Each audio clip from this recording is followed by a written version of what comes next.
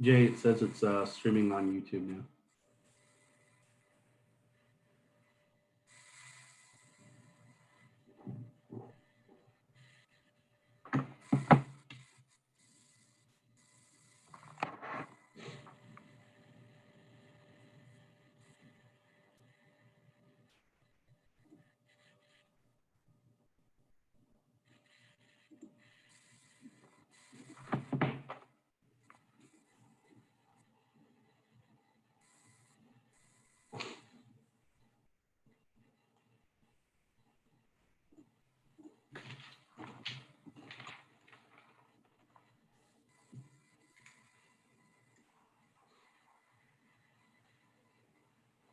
All right, we're good to go on our end, Vic.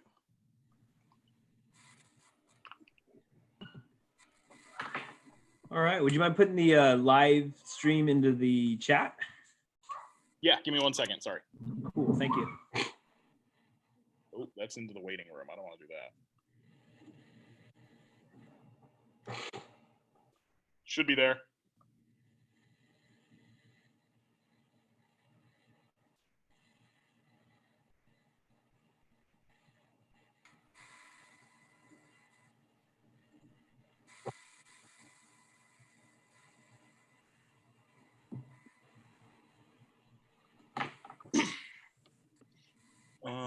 Let me just confirm that it's working on the YouTube page.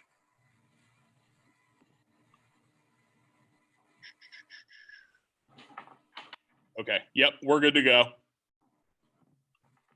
All right, so it's 3:04, and we will be starting the Meet and Confer meeting, April 30th, Thursday. The two topics we will be talking about are salary increases for staff and 301 money.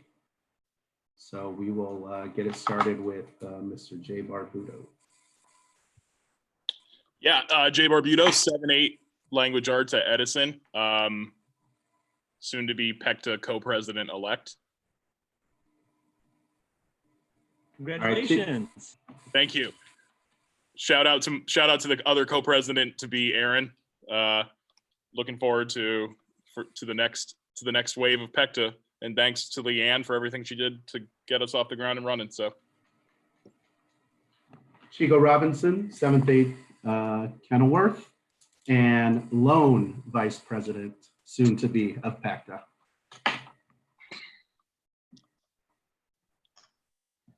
Nicole Goodwin, I teach first grade at Whittier, PECTA treasurer. I'm Marnie Bryce. I'm a third grade teacher at Lowell. That's it. Julie Robbins, social worker at Garfield. Dana Ramos, IEIS at Emerson.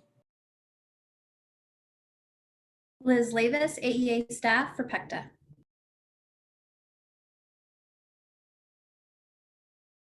I'll go. Anthony Petrangeli, soon to be principal at Kenilworth again. Derek Olmstead, principal at Capitol School. that hat, man. Hey everybody, Shelman Brown, Director of Curriculum and Instruction. And Zephy Magana, principal at Hurd.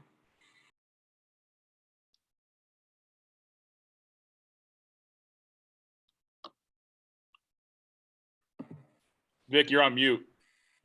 I don't know if you said hi.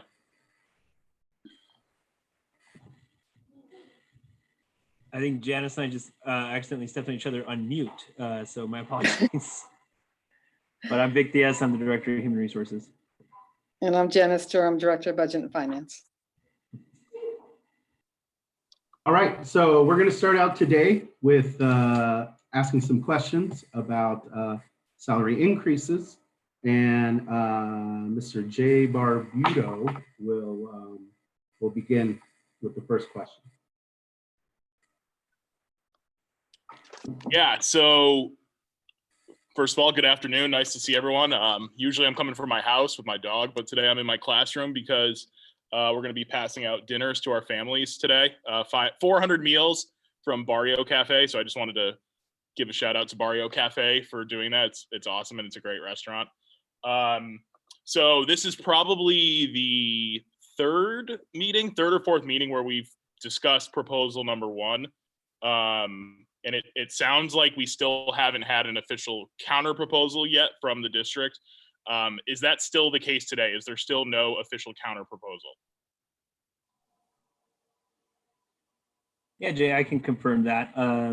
Yep, at this time, administration, from our meeting last week, we shared the budget picture, and we're still in the process of gathering input. We're still gathering insights into what that budget picture makes people think and feel, in particular around the uncertainty facing our state budget. And so administration is still not in a position at this time to make any kind of counter proposal, given that uncertainty.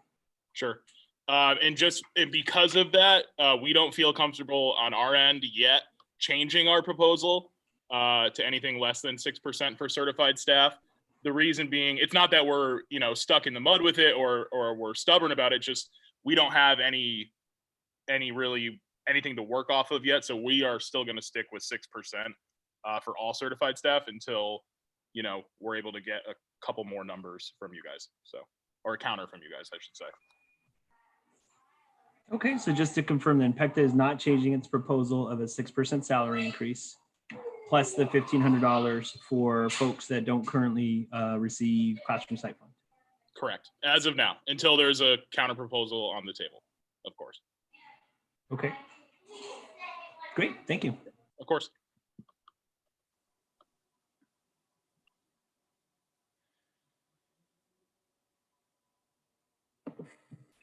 All right.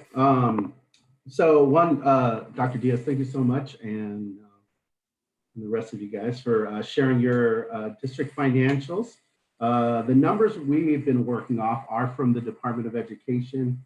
In our calculation of the numbers, there will be an ending balance of indirect costs. Would the district be willing to use $480,000 to give all employee groups a 6% raise of the 2.1 million available?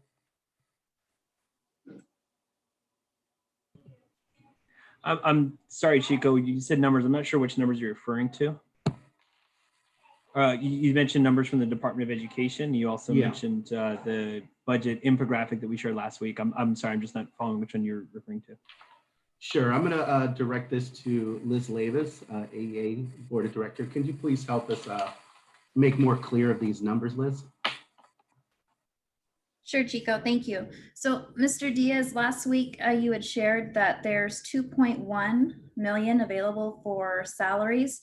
And so not knowing what the district's intent with other employee groups, whether a 6% was something that is available to everyone, or if you were going to have different employee groups have different percentages, we took that 2.1 million and just dreamed on what it would be like if everyone got a 6% based off of the numbers that you provided last week for PECTA, hourly support, exempt support, and admin. So for 1% just for those groups, it was about 430,000. So if you multiply that out, it would be a total of about 2.5 million. And so we subtracted that from the 2.1 million, and the exact number is about $484,111.14. So the ask is, would the district be willing to explore using part of the indirect costs to facilitate and bring that percentage forward? Okay, thanks. I'm understanding. So yeah, so the $2.1 million would not necessarily just be just for salary increases. That's for any additional expenditures that we may have. And as you saw, there's already about $400,000 of additional expenditures that have been incurred. The change to our insurance plan, the addition of teachers in special areas. I believe the ASRS percentage is also going up, and then our minimum wage is going up as well. That is the bucket of money that we're looking at. And with this uncertainty, that there's a hesitation to say that, we have this money, we should spend this. Where our interest is right now is really in ensuring that a year from now, I'm personally not meeting with a bunch of people to talk about RIFs or layoffs or furloughs or anything like that. And so that's why we're in this phase of listening. That's why we're in this phase of trying to gather input from folks. I think that it's very helpful to know that PECTA's input is still that 6%, and the 6% could come out of that 2.1. In terms of supplementing that from indirect costs, as I shared, indirect costs right now really operates as our savings account. So we don't want to use one-time monies to pay for salary increases because you may not get that money in future years. But there is a balance that's in the indirect costs, and so it'd certainly be something for us to consider. So to answer your question of what the district consider, absolutely, and it's something that we have been considering. And that's why we want to share those dollars with you, or those numbers with you. So, and just for clarification, Janice, make sure that I'm following everything. The indirect costs that we're referring to are the same indirect costs that Vic said is our savings plan, but that we know for sure we're not getting any more next year. So anything we pull from that savings, we have to plan for that to not be replaced, and whatever else is usually paid out of indirect costs will now also have to come out of a different bucket. Am I correct on that, Janice? Most of it, except for the very last part. We would still continue to pay. Indirect cost pays for some salaries and stuff like that. It would continue to pay for that. This year, that cost approximately $1 million. So that $1 million plus any increases would roll over to the next year. Is also having to come out, and yeah, beginning next year, ADE is not going to be giving us an indirect cost rate, so we won't be getting any additional indirect costs in the new year. So about $1 million is already spoken for of the 2.1. That's that bigger bucket that folks are talking about. I don't think that 2.1 includes the indirect cost, does it, Vic? No, that's the other one. Okay. I'm back on. Yeah, that's just an M&O piece. That's not that doesn't include the indirect cost. If it's helpful, I do have the annual financial report from the Department of Ed that I can share, where it explains on that line item how much was started at the beginning of the year with about 3.7 million, and that 672,000 was spent, and that it has the ending balance of about 4.2 million.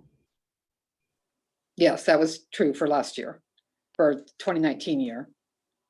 In the current year, we probably spent about that, but there's about 300,000 or so encumbered. Assuming that is all spent, and again, I don't know for sure that it will be all spent, but assuming that's all spent, it'll be approximately $1 million in expenditures this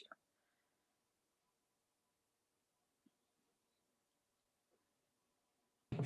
I'm sorry, just to clarify, you said that, so I'm sorry, Julie, that you're saying that $1 million would be spent out of the indirect costs at the end of this fiscal year? Yes, for the entire fiscal year. Okay.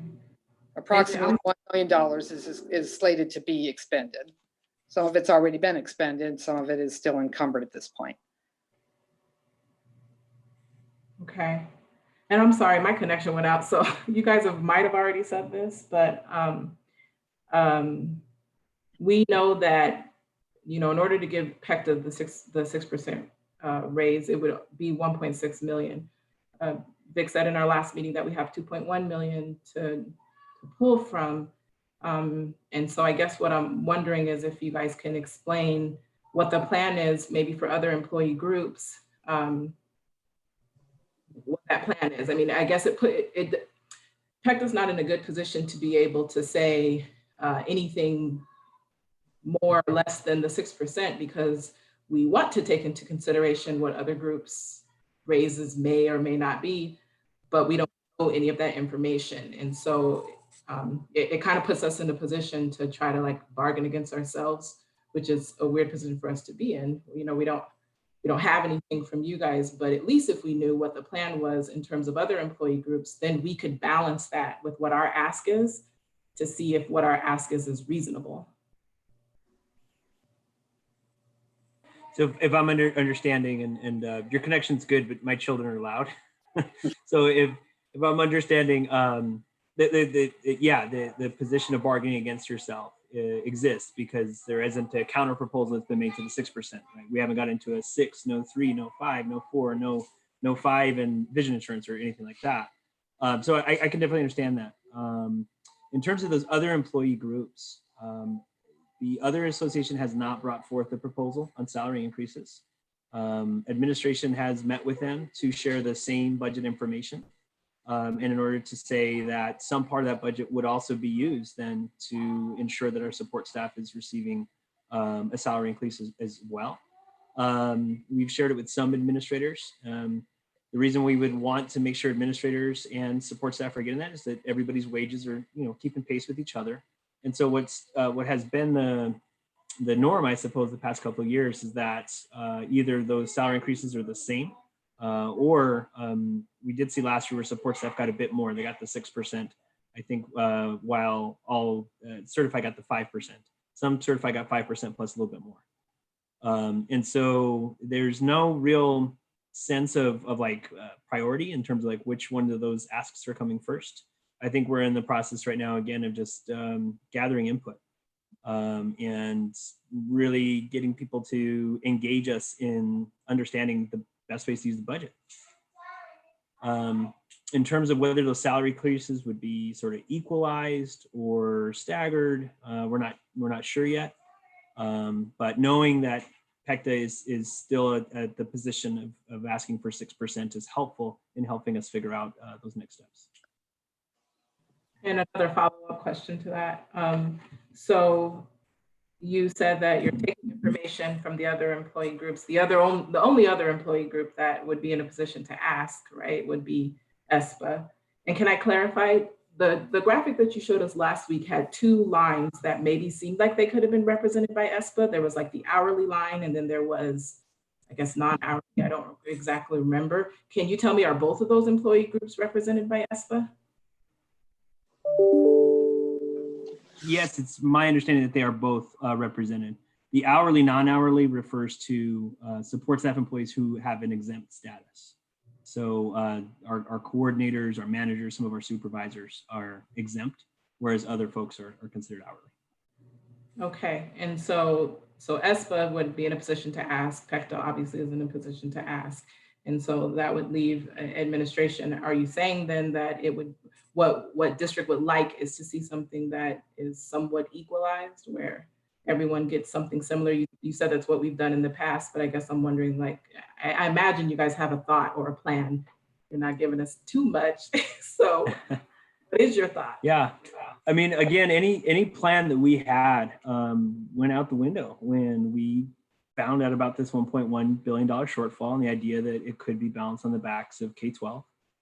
We've also gotten similar bad news when we look at things like Prop 301.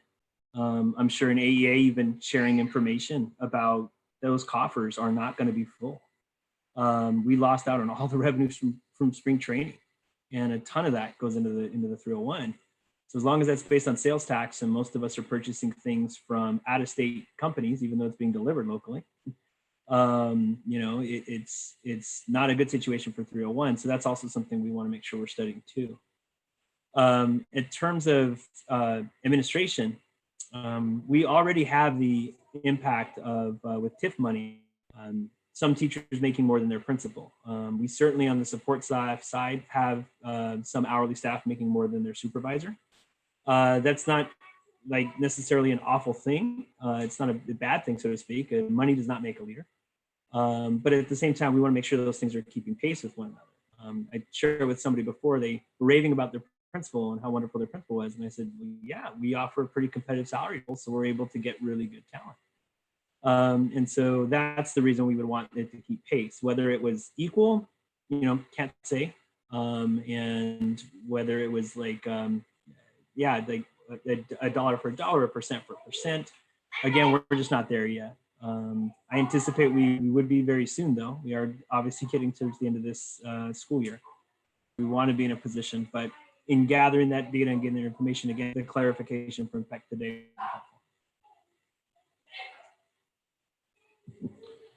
Okay, Dr. Diaz, when's our last board meeting? Is it May 14th? Yes, May 14th is the date of the last scheduled board meeting. And that there's the last one before the last day of school. Okay. Yeah. Are there more after that until the start of the school year again? Yeah, I don't have the calendar in front of me. Big board meeting summer. So as it pertains to an agreement, we will Yeah. want to take an agreement to the board before the start of the new academic year. And I believe right now that's July 20 something. So we'll have some time to do that. Okay. So Vic, just to confirm, sorry, Chico, I didn't mean to interrupt. But just to confirm, you're not saying yes, you're not saying no, you're saying it is an option that I'm just going to throw numbers out here, and I don't take these numbers literally, but where it would be PECTA or certified 5%, classified 4%, admin 2 or 3%. That's an option that is potentially still on the table. Yeah, those options are on the table, as are looking at things other than percentage increases. So sometimes in the support staff world, I've seen some districts that have been doing, a 50-cent raise or a 60-cent raise.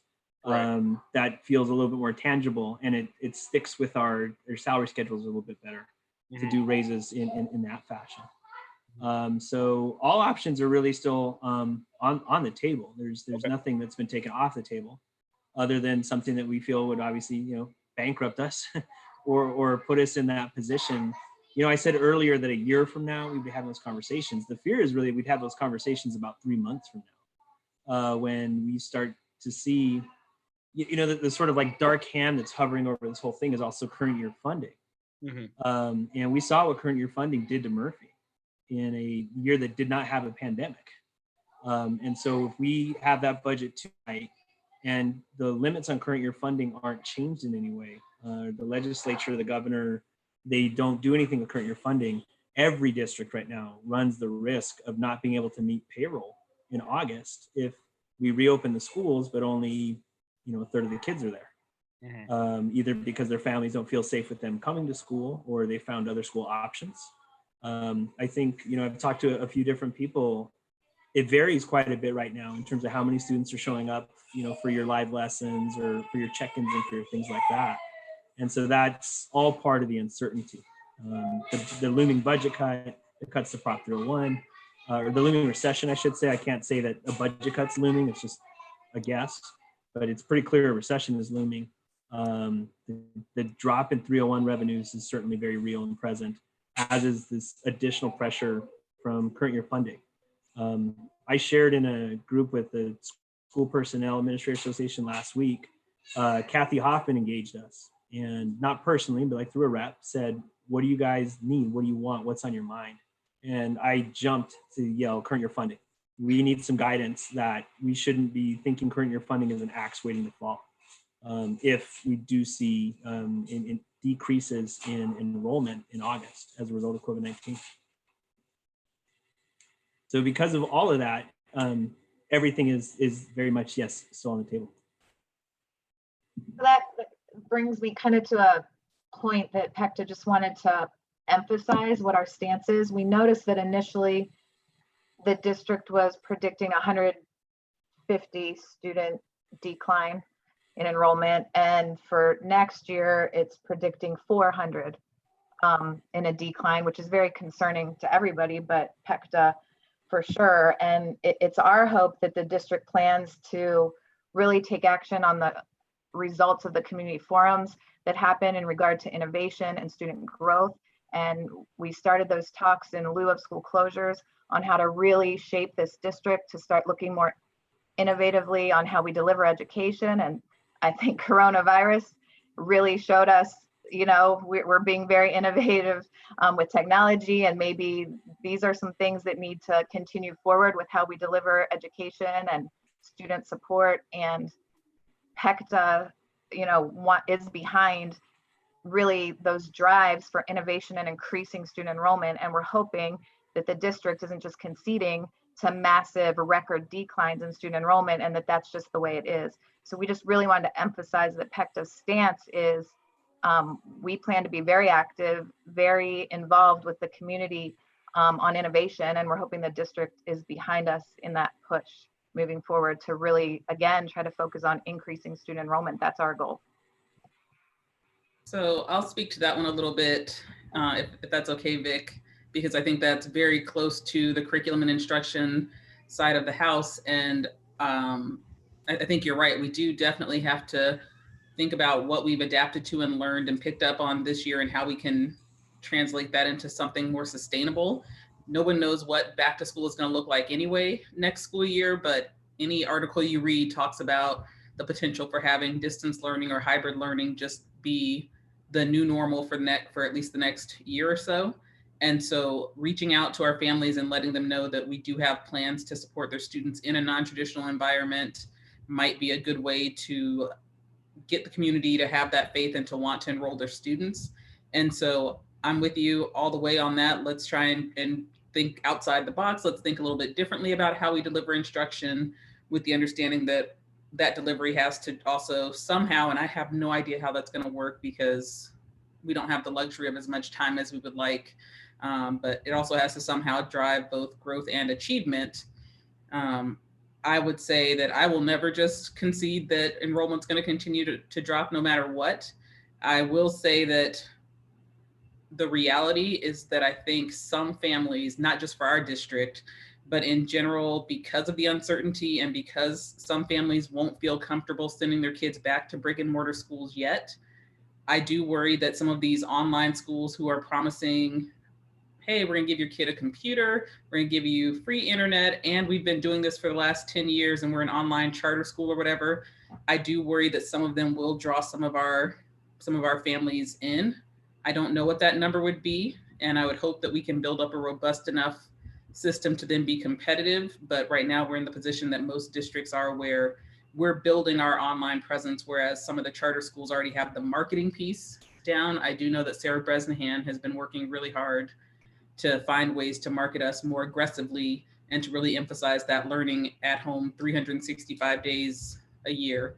So I'm all about let's innovate, let's transform some things. Let's not take this laying down, but let's also be responsible in our spending while we work through some of the growing pains. And just to follow up, and also just speaking as a principal in supporting our teachers, our staff who make our school. So along with the instructional practices that of course we want all kids to have access to, we also need to be mindful that with this potential new delivery of instruction, that we give the confidence, the skill set necessary for everyone to engage in learning. So I can just speak for myself. We're just going to continue supporting our families, taking those phone calls, reminding them that they're here. Jay, I think you and your staff are, great today, feeding how many families? Again, just another way to reach out to our families. So anything we can do to communicate to our families that we are still here, and let's move forward. But I, as a leader, also have to be mindful that I'm responsible for the social and emotional stability of our teachers and our staff and everyone to keep them going and strong for our community. And I just want to add, I know that it's not our agenda to talk about enrollment, but it makes sense that we are. In the 2 years that I've been here, any conversation that lasts for about 45 minutes, it's about like existential things in our district, comes back to either enrollment or TIP. It's one or the other. Choice isn't the only thing that's hurting our enrollment. It's not just choice and it's not just product, it's demographic shift. And there's a couple examples to show you that. Shaw and Magnet are two of our schools that are most competitive when it comes to this concept of choice. But if you look at even their enrollments, they're not necessarily bursting at the seams themselves. And I apologize that my children are doing something right now. But choice, we see that playing out there. We also see that playing out at a school like Kenilworth, where a significant amount of families at Kenilworth and at Whittier actually choose those schools and come in from other districts. Your out of district enrollment's actually quite significant. And then the other piece on the demographic shift, it has to do with birth rates. It has to do with affordable housing. It's not just exclusive to us. One of the things that happened right next door to Edison is St. Luke's Hospital. It closed down. They reopened it for COVID-19, but they shut the hospital down. I think it's really significant when we look at a community that used to have a hospital that no longer would. One, that might be driven by this idea of profits and huge inequities in healthcare, but also just the sheer demographics of how many families are living in those neighborhoods. So even if we have the amazing product and even if we maximize choice, The only school district in Maricopa County that's grown in kindergartens over the past 6 years is Levine Elementary School. The reason that's happening is affordable housing in Levine. And so that can't be something that's like understated, and it still has to be factored in. I don't think demography is destiny. If demography was destiny, I wouldn't be sitting in the seat right now. I would have fallen into all the different statistical models of what somebody who grows up in my shoes in Nogales, Arizona would have fallen into. But at the same time, those demographic studies are what we've been using to really anticipate what the dips in enrollment may look like. So to bring this back all to the budget and how we look at the budget, we were trying to take in consideration if we were losing 400 students, and we look back at the budget and we noticed that it was counted there in under new revenue, but then it sounded to us last week like that it was being counted again in our carry forward, in the 3.1 million carry forward. So it looked to us like it was being counted twice. Is that accurate?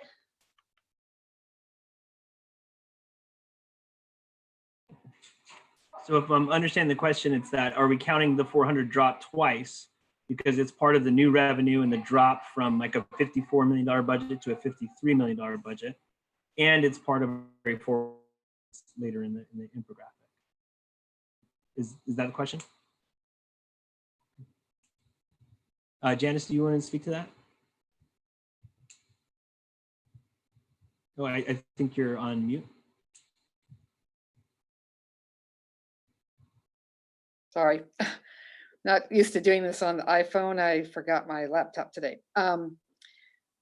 So the budget that I had that I sent to you, that I did as just a proposed budget, and it's certainly not any figures that I know of. I did with the 300 down from where we were at the time of the last revised budget. And with that, it ends up coming out to the $53 million, assuming the $3 million carry forward. It's not being counted in twice. It's just that's how much money we lose when we're down 300 students. So the $3 million carry forward kind of brings it back up to close to the budget we have this year. Does that make sense?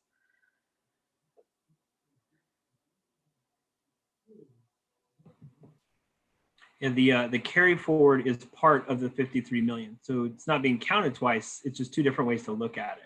Yeah, correct. We think the decrease in students will be reflected in the total budget. And then we are carrying forward that money in order to make sure that the budget, instead of saying 53 million, wouldn't say 50 million. And that was very important this year because, again, we made that $1.4 million revision in October. Had it not been the carry forward for last year, the revision in October would have looked more like $4 million.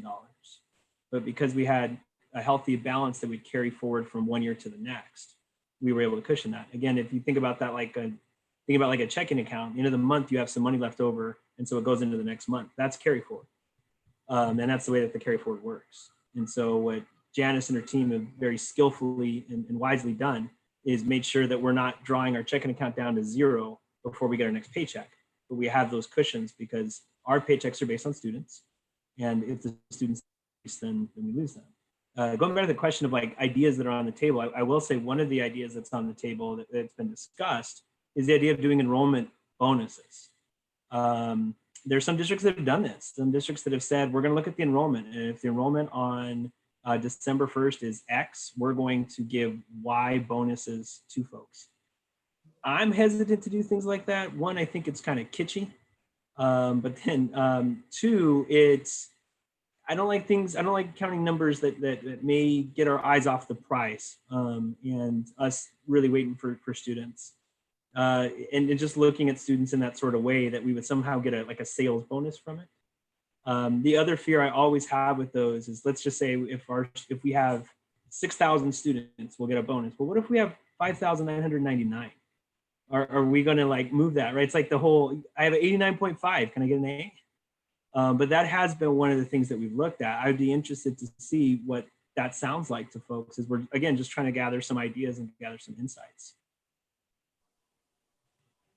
Hey, can I ask a follow-up question to your answer to Nicole, or you and Janice's answer to Nicole? You mentioned that our carry forward that we carried forward from last year into this year was the reason why we didn't have to majorly revise our budget.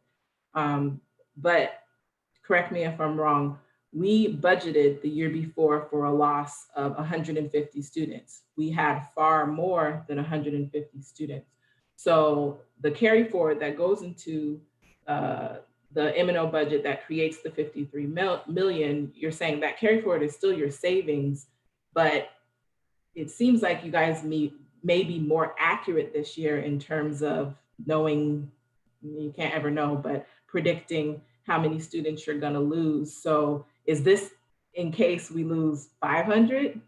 Like, is that how it works? It's still a savings, even though it's a part of the 53 million. Right. Yeah, it was the year prior, we had lost about 150 students. That's why I had done the budget this year in the 1920 budget. The original budget was done predicting, this is why we hate current year funding, but predicting the 150 down again to match the year prior. But, we were actually down about 370 students instead. So this year we, decided we better do something closer to that number. So I did it at 300. It could be worse than that, who knows? But that's why it's very important to have money in other funds as a cushion to guard against, if disaster happened and we lost 500 or 600 kids, heaven forbid. All right. So I feel that, again, this is the third time we're talking about salary. And, we've seen what you guys have sent us, and we've gone over our projects. I feel all that's left to discuss is the counter proposal. And I know me and everyone watching at home, and well, I guess we're all at home, we'd all love to see the counter proposal to the 6%. So I think both financially and, all our educators that are working hard out there would love to see what can potentially be coming next year. And again, I know our school's been hit hard by that, but so have our educators. Many of them, their families were possibly furloughed, laid off. And I would love for them to start getting some stability going into next year. And I know you guys want to too. I know we all want that. So again, I'm asking, can we see a counter proposal by next Thursday? Yeah, I understand your frustration, and I share in it. The opposite of poverty is not wealth. The opposite of poverty is stability. And we're in this environment. It would be nice to have that. Now, on the one hand, I do feel a lot of stability. My employers made it very clear what my salary is going to be next year, what my role is going to look like next year, and that feels really good when 3 of my siblings are currently collecting unemployment. So at the same time, being able to predict into the future year would be majorly helpful. At this time, again, just trying to, it's so, I'm sorry if it's not helpful to you to say these things, but it's so helpful to hear where you're at in that uncertainty. It feels like from what I've heard in our meeting today, and yeah, this is the third time we've talked about it, but I think we've evolved our conversations pretty considerably, is even in of the looming recession, PECTA still feels that a 6% salary increase in $1,500 is well warranted, well deserved, and affordable. And so for all those purposes, I find that incredibly helpful. I would like to go back to something I raised just a moment ago, though, in terms of thinking about something like an enrollment bonus. Would that be something that would be interesting to people? Like I said, for me, I don't really feel it, but at the end of the day, I'm just one of 1,100 people that work here. I would be interested to see what people think about something like an enrollment bonus. What does that look like? Can you talk more about it? From what I've understood from other districts, it's that we sort of set aside this amount of money for enrollment decreases. But if it doesn't decrease, we'll take that money and disperse it into bonuses. So let's say we set aside an extra $1 million because we may decrease that much. We don't decrease that much. So now how do you cut up that $1 million to pay people in the middle of the year? Because we didn't need it for the savings after all. How the actual math of that works, what the numbers look like, still kind of vague to me, but conceptually, that's what I've seen some districts do. What would be the difference between that and like contingency language on if the budget allows da da da da da? It might be the same. Be kind of similar. Guys, I just want to let you know that I didn't know I was doing this today. My phone is like at the very low power, so I may just end up losing you all. Hopefully I don't, but I put it on the low power mode. So, but in case I just X out of here, don't think it's because I'm so upset with anyone. I don't have a power cord for the phone with me.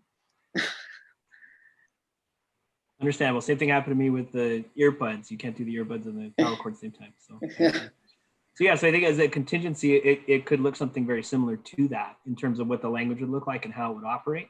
It would be like a one-time bonus, though. This wouldn't be a sustained raise that you would see to your base salary.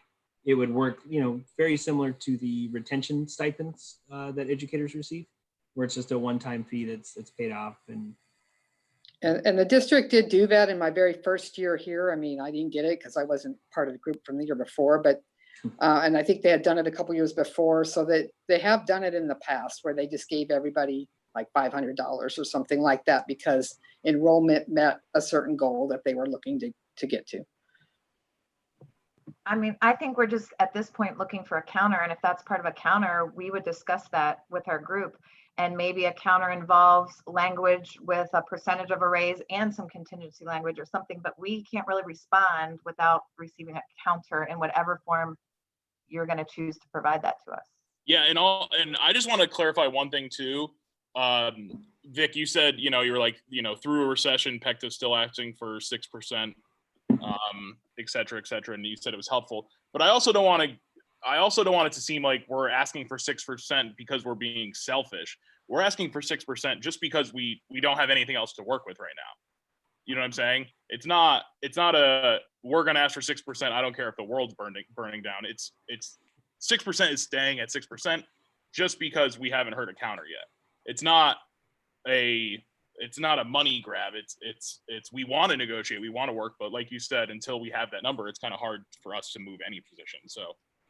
Right. I mean, all we have to go off of right now is we asked for that 6%, which is based off what AEA has helped us do and countless hours that PECTA has met going over the numbers over and over and over again. So that's why we're at 6%, because until we see a counter proposal, that's what we believe that district can give. That wouldn't break the bank. But again, we need to see what you guys are offering. And we don't have the knowledge too. Like, that's the thing. Like, we don't have the knowledge about the other employee groups the way that the district does. Mm-hmm. So that's really why the counter proposal is super important, because then it allows us to say, oh, we don't want to take 6% on the back of ESPA. Like, that is not the plan of PECTA.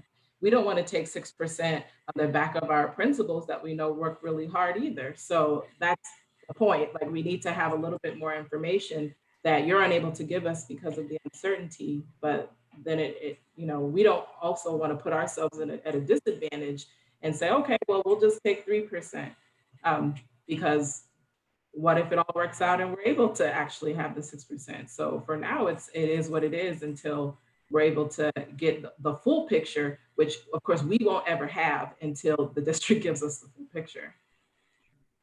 And to clarify, we're not saying that anyone on here is not doing their job, not working towards this goal for all of us. We just want to say that as a group for PECTA. Well, I think what is helpful though is the original 6% ask was based on a budget analysis that was provided in one of our first meetings, and before COVID-19 hit. And so I think in the last meeting, we maybe hit the reset button on that, where here's the new reality. If PECTA still sees a 6% in that reality based on that same analysis, That's like I said, that's the thing that's most helpful for me in this meeting today that I can take back to district administration. And then we can start to look at just the other insights, the other perspectives that we're getting.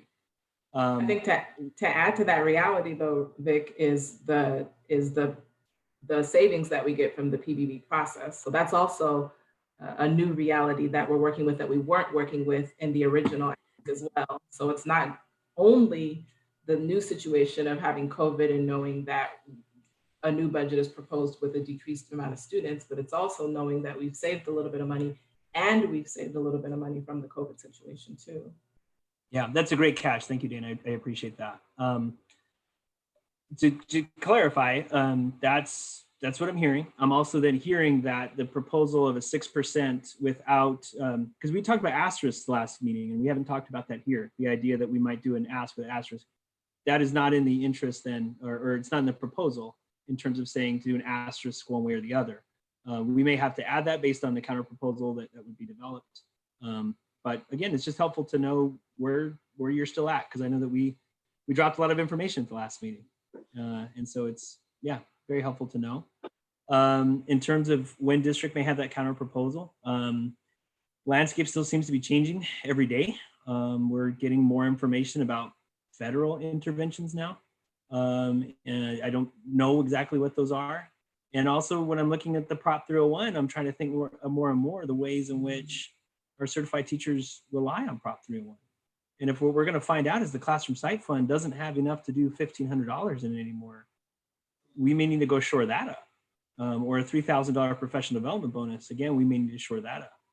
So a lot of moving pieces, a lot of moving parts. Definitely being sensitive to your frustration as we're trying to navigate that together. So I will be sure to have an update of some form on Monday. Is not my intention to on Monday say, no, still all quiet on the Western Front. But on Monday, with our 3:30 deadline, I'll have the next bit of information. I think I have answered the question. I want to make sure I answered again that Liz asked at the beginning. Is the district willing to use the $2.1 million and some of the indirect costs? Yes.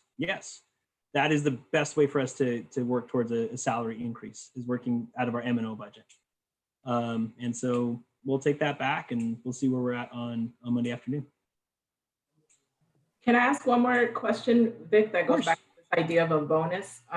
Just to clarify and to make sure I understand what happened the previous years, the 15% that we got over the last 2 years, was that from the 20 by 20, was that added to our base, or was that like you got a one-time check that was equal to 5% of your salary, of your base salary? No, that was added to your base. That 10% increase, if you were here for those 2 years that you received, that's in your base, that's in your contract. You could take that to the bank. And then the 5% on top of the 10%, same thing. And that's the reason why, if you look on some of our financial reports, you'll see the average teacher salary increase is actually 17%. Well, it's because it's the 5% of the 10% and it's compounded a bit. So those increases are all going directly into your base salary. Those are not bonuses. Those are not one-time things. That's one of the things that makes them a little more complicated. Districts like giving bonuses. Employers like giving one-time things, because then you may not get it next time. And I may decide I want my profit margins to be even wider, so I won't give it to you. And so that's why it certainly behooves us all to put as much into our base salary as we can.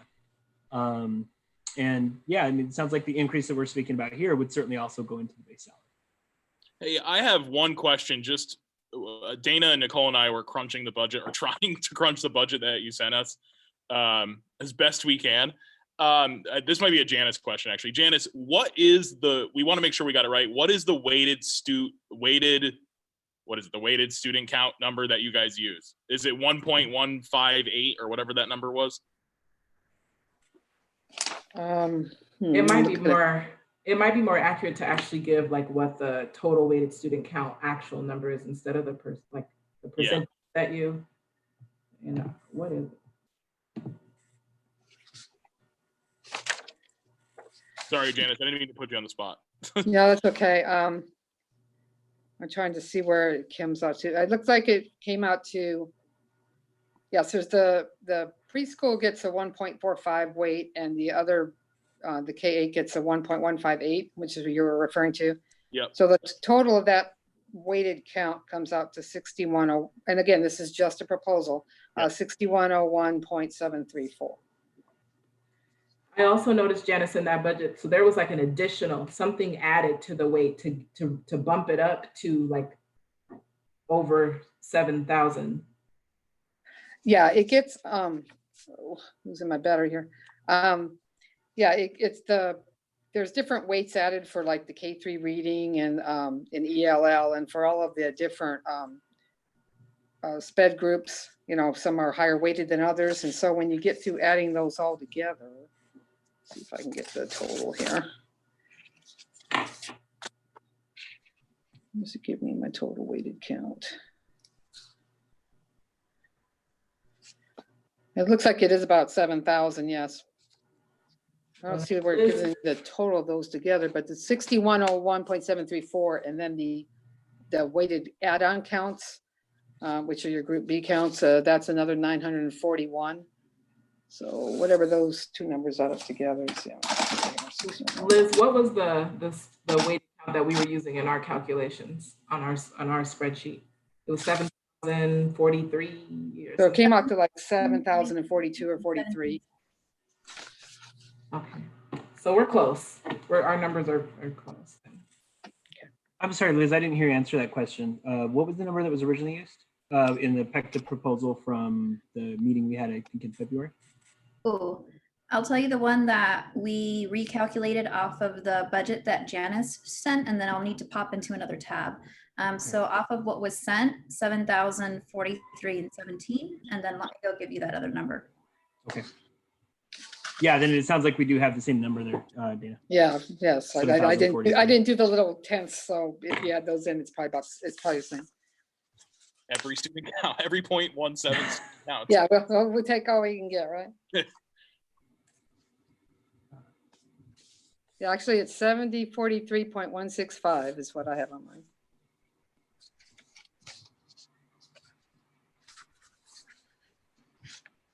Just to confirm, okay, sorry, never mind. Liz, go ahead. The original one was 7,264 and 40 cents.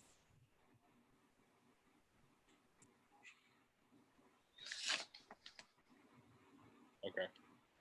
Janice, thanks for clarifying that. I appreciate it. Oh, no problem. So we are at 3:55. Do we want to turn the page over to talking about Prop 301? Like I said, I do appreciate, yes, last week I asked you for your thoughts and your feelings, and I feel like I got a lot of that today, so I very, very much appreciate it. Yeah, thank you. Yeah, let's move over to Prop 301. All right, we have good news in Prop 301, and I know we're all itching for good news. So was anybody here on the Prop 301 committee? I apologize, but they've all run like together in my head. But we all owe big props to people that are on the Prop committee because they put a clause in the Prop plan that's gonna save our bacon here. They put a bullet in there that if there are extenuating circumstances that prevent a teacher from being able to create this plan, an alternate plan can be created with the guidance of an administrator. I think we've had some extenuating circumstances that have prevented our teachers. And so with that being said, we don't need to go back to teachers for a vote, and we don't need to go back to the board for approval if we stick with the contingency, basically part of that. And if we agree on what we feel would be the sort of appropriate change in the plan. We don't want our principals to go like individual by individual through all 400 something of our teachers to come up with these contingency plans the way we intended that bullet to work. But I think we can give our principals quite a bit of guidance of what they should be doing. So I did receive the front end document, so to speak, or the check sheet from PECTA. And then I did confirm with our payroll that we are in a good place. We need to get information over to them, I believe somewhere around May 22nd. So we've got a couple of weeks that we can use to make sure that people are going to get their prop money in their balance of contract.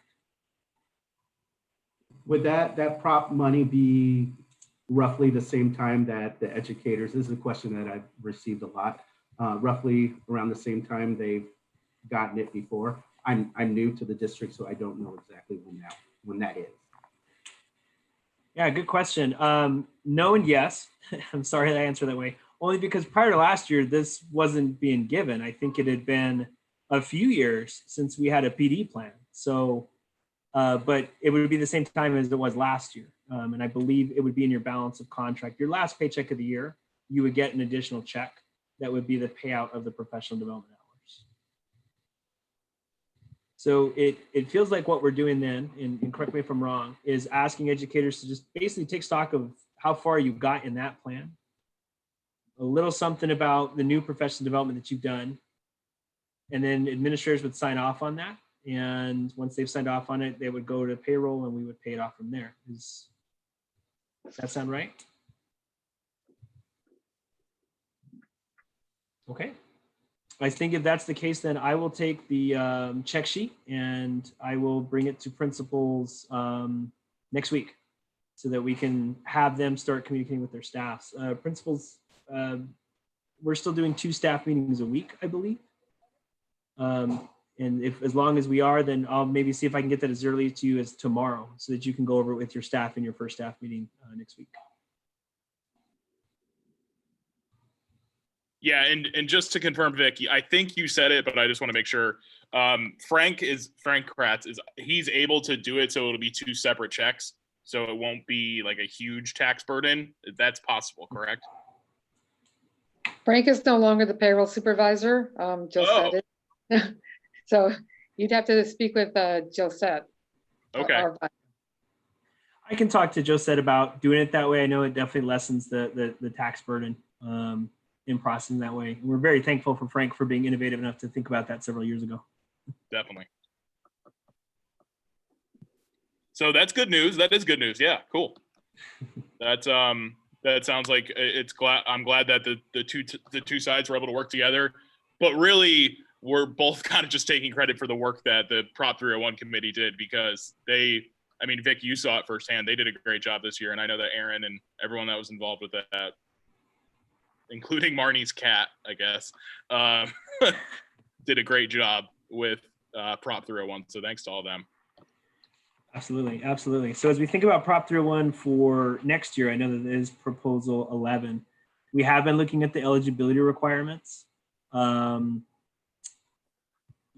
Yes, some districts are able to use Prop 301 to fund support staff. What we found more and more, though, is that only happens when a support staff position is generated due to the things that are in Prop 301. So it's like a new position.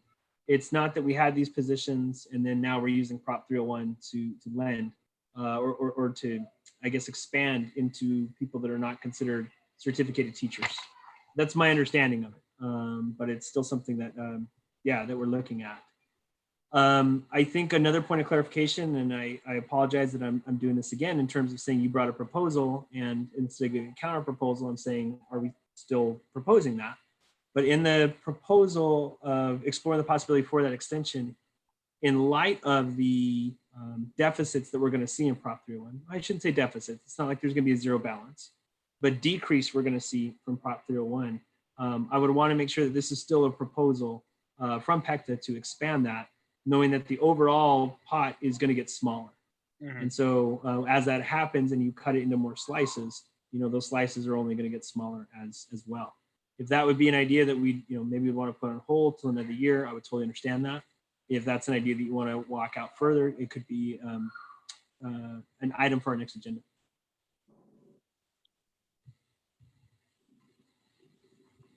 You're talking about the 301 plan for next year, or you're talking about the 1,500 from the classroom site fund in Proposal 1? Yeah, I'm looking at Proposal 11. I'm thinking more about the 301 plan for next year.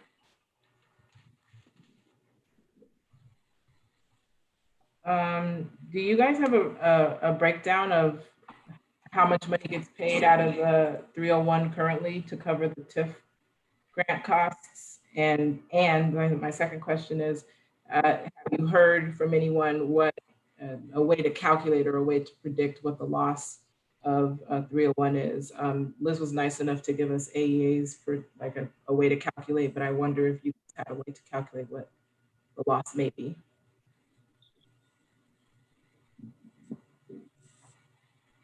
A breakdown of 301 for TIF exists, but I think the number right now, Janice, correct me if I'm wrong, I think it's 2.4 million. That every year sustaining TIF costs about 2.4 million.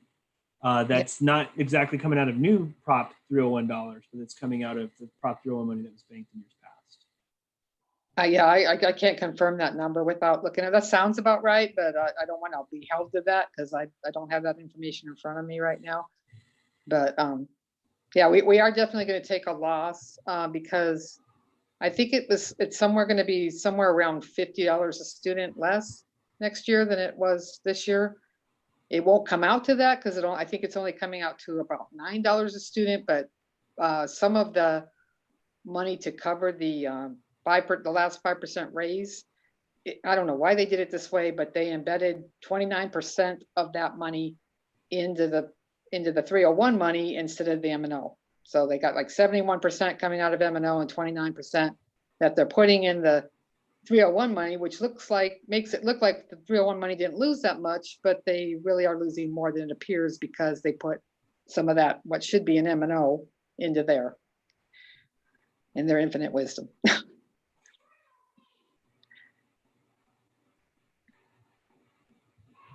You mean the state legislature? Yes. Okay. So I have instead of giving that money to districts in your M&O to give for the 5% raises, they put most of it in the M&O, but they took this big chunk and they put into your 301 money. And that was confusing when they did that a while ago. It's just as confusing now, if not more so, now that we know some of the things that are happening through 301. Yeah. Vic, has there been any talk or Janice, no, finish, sorry. Oh, I was just gonna say, yeah, I was just gonna confirm with Vic that yes, it is very confusing for all of us. I don't know what possessed them to do it that way. Who knows what goes on down there, right? So have there been any talks, Vic or Janice, about how a potential unnamed ballot initiative might impact any of these decisions being made in the Phoenix L district? I'm not sure what you're referring to. I can read between those lines. In terms of impacting decisions, we never know until the state board and legislature rules on exactly how they're going to implement it. But that would certainly give us a shot in the arm. And it would certainly put us in a position to have many more things on the table. I've said before that this idea that we're going to do these PVC increases in 2014 and we're going to compound them, but don't worry, because sometime in the 2020s, we're going to figure it out on how to sustain those, will look absolutely genius if something like that were to happen, because that's exactly what would have happened. And so if that were to happen, it would open up a considerable amount of flexibility from what I'm understanding. At the same time, and we all know this happened with Prop 301 almost 20 years ago now. When it gets voted yes and it goes there, that does not mean the spigot automatically turns on. And if anything, we'll see delays in how that's going to be done. So, whether that it certainly would not be considered for next year's budget, but in future years, yeah, it certainly would. The more we're getting back to those pre-recession levels, the more we're able to, enjoy and share that in a way that, it's obviously good for the adults, but to the point that we've had earlier, it's good for the students. I'm convinced that the education that I got in the 90s in Arizona's public education system is better than the education my kids are getting in the 2020s, and that's backwards. And that has to do with a variety of education policies, not just ones that relate to funding. Yeah, a step back in that direction would certainly be a huge shot in the arm financially for the district and in just the overall education of our students. Thank you. I'm in my classroom, so I will not comment on any specific ballot initiatives, but I appreciate you reading between the lines, Vic. Thanks. Also not commenting on ballot initiatives, simply speaking about the pre-recession economy. Yep, for sure.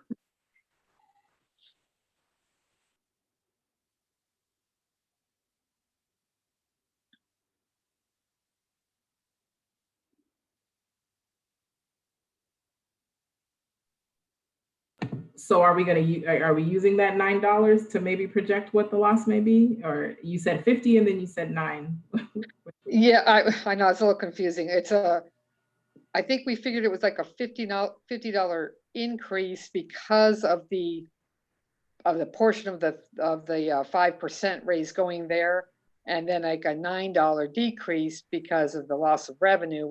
But again, I don't know if they're going to re-amend that due to these unprecedented circumstances, or if they're just going to leave it as is. But the number they came out with at the end of March was like $9.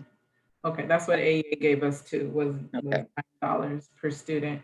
But so then do you take money from 301 to cover the raises? If 30% of the 5% goes there, do you take it out and then put it? Yeah, that's a very good question, and I think one that we are still exploring is exactly how we would do that.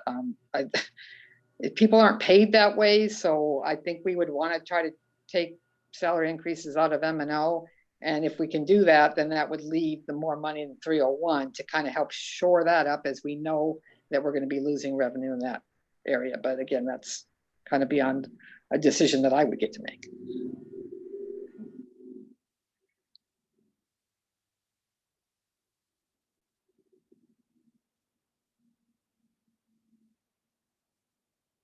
Okay, it's just about 4:10, so we have about 5 minutes left of official time.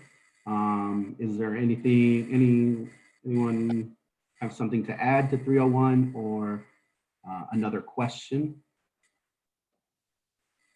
Oh, I do have a question. If the number of certified staff members who are not eligible for 301 as of right now, and the amount that are eligible, that will help us make some calculations about how much Proposal 11 would potentially cost.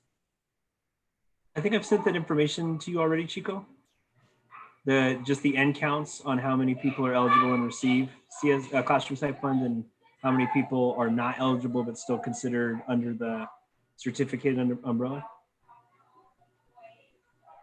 Yeah, it's most likely in our Google folder. We'll just have to fish it out and find it. But we'll have to make sure it's in there.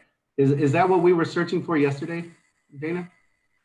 We were, but we were looking for a spreadsheet, but maybe Vic might have sent it just in an email, like with total numbers. So this will solve it. Vic, do you think you could just resend that email? Because it got lost. I mean, with all like my students emailing me. I totally understand. I was in the body of an email, if I remember correctly, because it was just the end counts. Right. But I'll find it. And yes, by Monday at 3:30, I will find that email and resend it. Let's blame it on the COVID for all of us.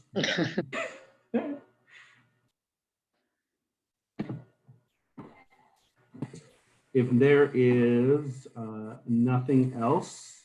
I'd like to talk, Chico, I'd like to talk about agenda for next week. Absolutely. Because whether or not there is a counter proposal, we still have a lot of other things to talk about. And Dr. Brown, there you are. Dr. Brown, I feel like next week naturally would be the shift in conversation to what professional development looks like next year, and the CTMs, the conversation we were having. And we had talked about maybe offline meeting and talking about it first before coming to the table, but that was kind of just back and forth. That wasn't anything official. So I'm guessing that's your pony, is the district CTM information and professional development. So do you feel comfortable maybe getting into that next week? Sure, let's talk about it. Okay. And do we want to talk sooner so that we know what we're talking about on Thursday? Like, do we want to set something up, maybe the co-president elects and I, to sort of more narrowly focus what that conversation needs to include? Sure. How about I contact you offline and we'll get something set up? Okay. And then we can meet before we meet. Okay. I just want to make sure I'm prepared for whatever direction we're trying to get trying to get resolved. So sounds perfect. All right, great. Well, that's all I have then. Dr. Diaz, is there anything you would like to talk about in the agenda next week? Off the top of my head, no, but I'll take advantage of the 3:30 deadline to share that with you. Okay. We'll do a step back. We'll review where we're at with quite a few different of the proposals. We still have to hammer out proposal 3. I think we're close on that. And then 5, I think we have hammered out. 4, we're very close on that one as well. And then I think we're referring to 8 right now. So yeah, I'll review it. And if there's something that we want to agendize, we would do that. And then again, Monday by 3:30, I'll send you end counts for classroom site fund and an update on a counter proposal from administration regarding salary increases.